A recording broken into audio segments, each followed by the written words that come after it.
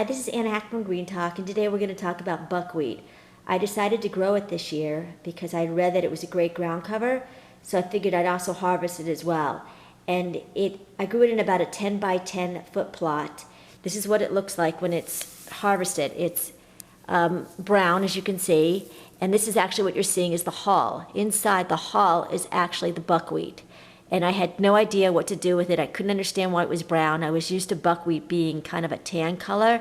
So when I called up a company who works with exotic seeds, or exotic grains, so to speak, they told me the best way to use it is actually take a rolling pin and roll over the seeds to crush the seeds to get the buckwheat.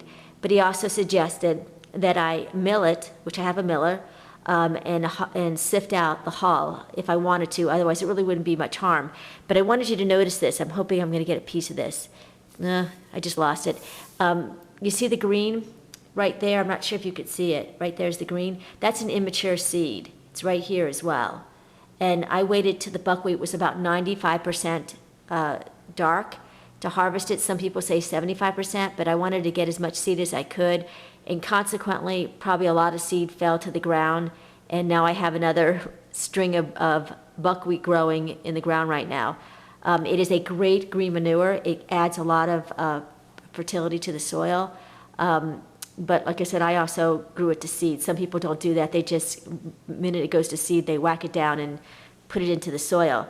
Buckwheat is a gluten-free grain. If you have wheat sensitivities, it's a great wheat. It fills you up. I made chocolate chip cookies with buckwheat, and my friends all said, wow, this really filled them up. So if you want a good fiber-based non-wheat product, buckwheat's your absolute choice.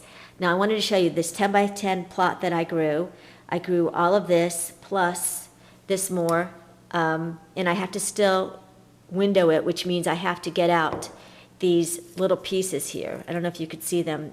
These are like the twigs and stuff that are just worthless. There's nothing in it that I need.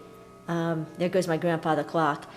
And I'm going to, what you do is you take a fan and you kind of sift it like this. And then the light stuff just floats off. So I have to do that yet. Or a windy day works also as well. I did this with a windy day, but as you can see, I still have more to get out of it, but that's fine. You know, even if some of this shows up in my cooking, I'm sure it's not going to matter very much. So I would highly recommend growing buckwheat. It's a great plant. It is absolutely beautiful. If you even just want to grow it for its beauty, and the bees love it because it makes amazing honey, buckwheat honey, I would recommend it. So this is Anna Hackman, moving on to the next harvest project.